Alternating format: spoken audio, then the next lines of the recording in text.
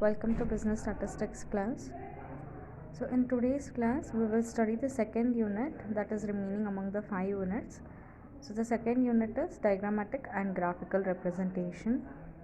So in today's class we will study the advantages, the need and the limitations of diagrams and graphs. So the statistical data when written in a tabular form are not easily understood by common men. For them, diagrammatic and graphical representation are more intelligible and appealing. Hence, diagram and graphs are needed for presentation of data to common men. Graphs are of use to statisticians for understanding theorems and results in statistics. So, we have seen how to express a given data in terms of tabulation or in terms of frequency distribution. So, all such data cannot be understood by common man easily. But if you are expressing the same data in terms of diagrams and graphs, then it will be easily understood. So we can decide about the data just by looking at graph. So that is the reason that we are studying diagrams and graphical representation. So here the uses of diagrams and graphs are, they are attractive, they give a bird's eye view of data. They can be easily understood by common men. They facilitate comparison of various characteristics. The impressions created by them are long lasting. Theorems and results of statistics can be visualized using graphs. So the first advantage is they are attractive. So we can see generally in advertisements, research articles and project reports, diagrams and graphs are used for representation of statistical data, and also in studying the trend many times we are using graphs. So if the graph is like upward, if the straight line is towards the right hand side, then we can say that there is a growth in the data, or else the population is increasing. So by just looking into the graph we can analyze the whole data. So then they give a bird's eye view of data. So this advantage is that voluminous data when presented in the form of diagrams and graphs gives an overall picture of trend, variation, etc.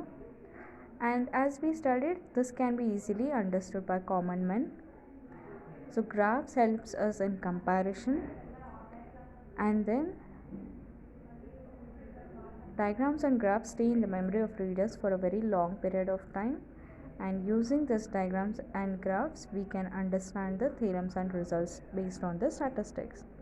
So let us see the limitation of diagrams and graphs. The first limitation is they are visual aids. They cannot be considered as alternative for numerical data.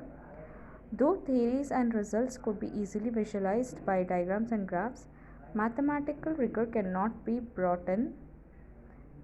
So these just give an rough idea about the data. So with this you cannot conclude the mathematical or numerical part.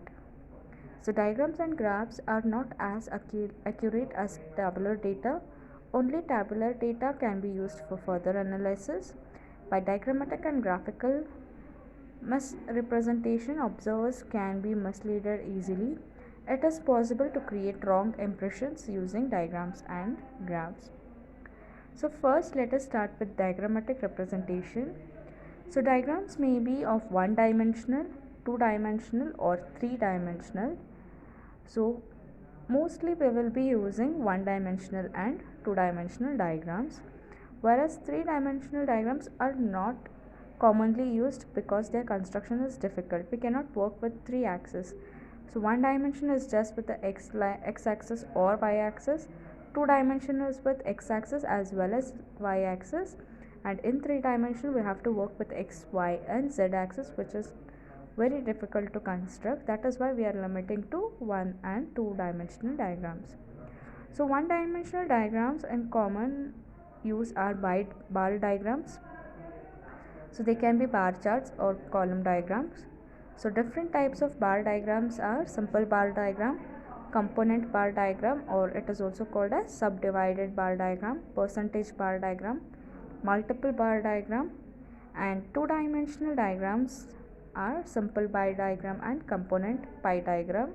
So it is also called as subdivided pie chart or sector diagram. So each one of these we will be studying in the next class. So that's it for today's class. This was just the introduction on the second unit, that is graphical representation and diagrammatic representation. So we will be seeing how to calculate simple bar diagram in the next class.